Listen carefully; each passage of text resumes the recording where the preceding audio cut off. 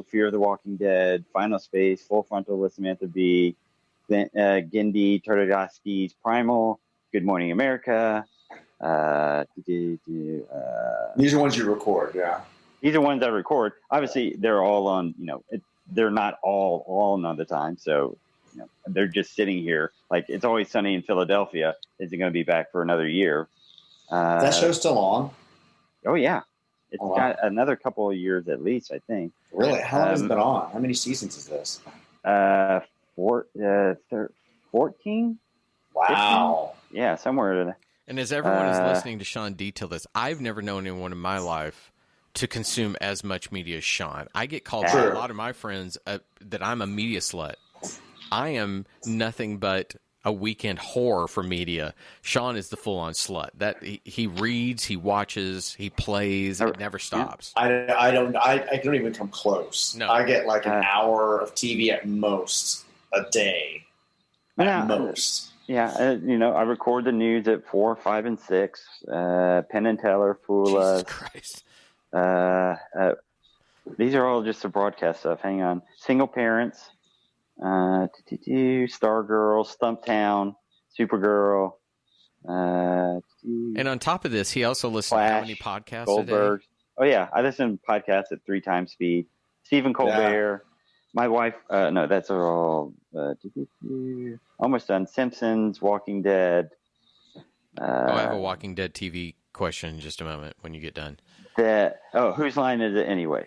That's all the broadcast stuff. Whose line? We keep it on there in case the three of us are over there and just want to giggle. Walking Dead. So the word comes out that it's done on TV. It's done, but it's not done. But they're going to make a spinoff of Carol and Daryl. Two spinoffs. Okay, is Carol and Daryl going to be a sitcom about The Walking Dead? That's like, please tell me they're not going to put Carol and Daryl in the title of it. The Carol and Daryl Show, brought to you by Borax. I'm sorry. So here I go back to talking Handmaid's Tale, but as we're watching with Abby, Abby's loving it, very feminist kind of thing, and she's really exploring. It's very, for a 17-year-old, you can imagine a show like that is like, oh, wow. Uh-huh. Well, I said to her that I really hope with that show that maybe they ended after 5 seasons. I said, it's going to run its gamut. You've got a story that needs to... You need to have an end game, yeah. Yeah, you need to... With that world, if all you have is her going back in again and again to cause chaos, it becomes a soap opera. And that, to me, is where The Walking Dead, I felt, went wrong. It felt like it just went on, and I eventually walked away from it. Now, they ended the comic book, correct? Yes. Yeah. So the comic book went. So just to give you a little backstory, and I searched the internet up and down. I cannot find it. But years ago, I read an article with Kirkman saying that the story of The Walking Dead was Rick's story, and he can't imagine telling the story without Rick in it, and it'll end with Rick. And so, spoilers for a comic book that ended a year ago. Mm-hmm. Richard? Well, about a year ago, last summer. Okay. Yeah, I think so. I think it was 191 issues total, and the second to last issue or the third to last issue, Rick gets shot and killed, and he becomes a zombie, and Carl puts him down. The last issue, they time jump 30 years ahead, and Carl is an older man now, and you're meeting all the other people that are in the future. So, the comic's done. The TV show is kind of following the comics a little bit at this point, but deviated a whole lot. But Kirkman knows how to milk a cash cow, because now they're reprinting all the comics again, but in color. Ew. That's half of what I loved about it. I'm sure other people felt the same way. To me, that it was like a black and white movie. Wait, sorry. So I was going to say, Kirkman always said that Rick was the story, so that when Rick died, that's when the comic book ended. And it feels like I'm so tired of open-ended shows. It's where Lost goes astray. Lost didn't know where and how it wanted to end, and they start writing all these tangential things that don't really pay off. I want shows that tell me, here's where I begin, here's where I end. It's a story to tell, and I don't understand. As we start to see the success of some of these things, you look at Watchmen being so good with one season. Lindelof also with The Leftovers only had 3 seasons, and look how wonderfully constructed it was. More people need to do that. This classic Planet of the Apes franchise, in and of itself, is also something that felt like more of the story could continue to be told, because it takes thematically a piece that we need to explore more. So it's doing the same thing that we want shows to do, even though it was not originally planned out to be this. They're able to extend it live a little bit further without necessarily feeling it's dragged out. I also think there's a difference between creating a universe that is so fully realized that you can see where you want more stories after the story that is being told ends, versus not knowing how to end the story that you're telling. So yeah, I can, when you see the new movies, Richard, the end of it, the 3 movies together tell a wonderful story about a character.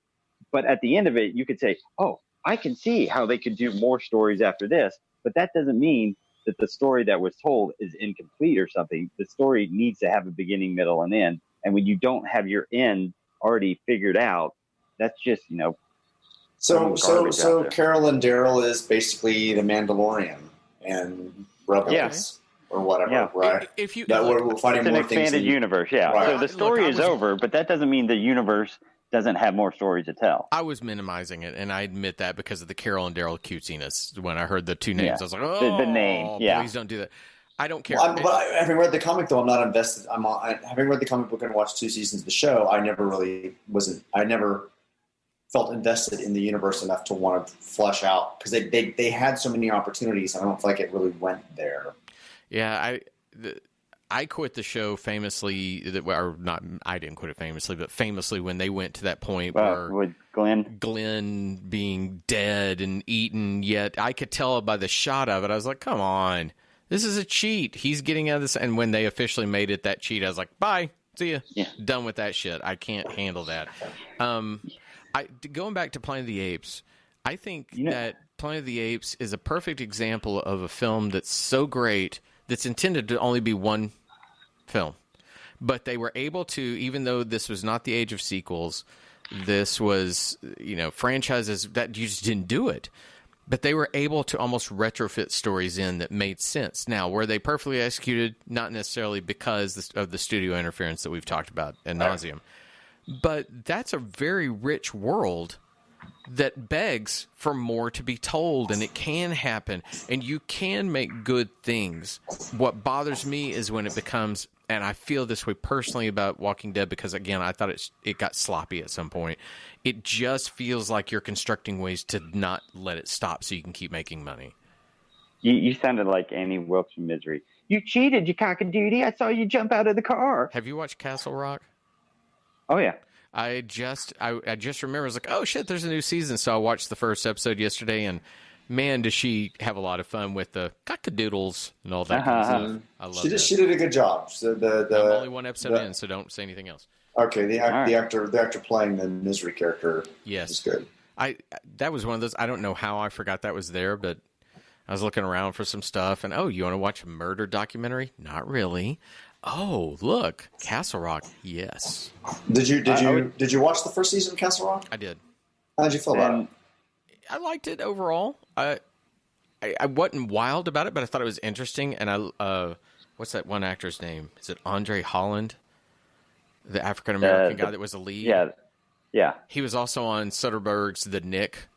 Yeah. Man, that guy, I will watch him in anything he does. I don't care how shitty it may be. I love him as an actor. How did you feel about it, Richard? What's that? How did you feel about the first season of Castle Rock? It has the place. Yeah. It has the characters. It has the promise. The atmosphere. The atmosphere, but it never really developed in the way that I wanted it to.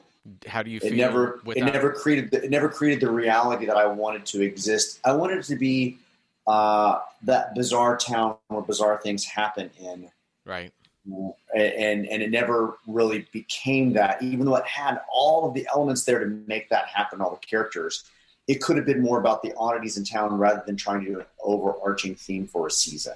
So, without telling me anything about season 2, how do you feel any different about the possibilities? You still feel the same? Yeah. Okay. Yeah. It's funny because last night while watching it, that's the COVID days all blend together. I now don't know when I watched it. When I watched it, I kind of had some of that same feeling of what exactly is the intent of this show? What is it they're trying to do? I like all the actors. I like the people. The scripts are pretty well written as far as dialogue and things like that. They're interesting. I don't know. We'll see. Are they going to do a season 3 or do we know? I don't know if we know. I have no idea. I don't know if it did well enough to do it. I didn't actually think it did well enough for season 1 to get a season 2. I thought it was one of those weird, which just kind of hung out there for we'll do a new season. Well, let's be quite honest. We don't know anything what's going on with shows anymore with COVID, what they're going to cancel and what they're going to keep going. That's very true. Or we don't know necessarily streaming metrics in such a way that it makes it worthwhile for them to continue a show anyway, right? Netflix does 3 seasons and it's done because that's what they can continue to produce money off of those 3 seasons, not spend any more money once the budget gets too expensive. I mean, you would think that animation would be the safe bet, but they just canceled Venture Brothers, and after it had already been greenlit. Really? Well, yeah. Well, I mean, it was on season 43. It was on season 7. It just happened to have been on the air for 14 years or 17 years. Wow. Yeah. So, guys, I'm going to have to wrap this up because Zoom is telling us that, hey, would you like to pay to keep going? And as much as I love you guys, the answer is no. Let's wrap it up. I'll take it. All right. That's it. Everyone have a great week. We'll be back on Monday with some more minutes of Conquest of the Planet of the Apes. See you later. Bye. Bye, everybody.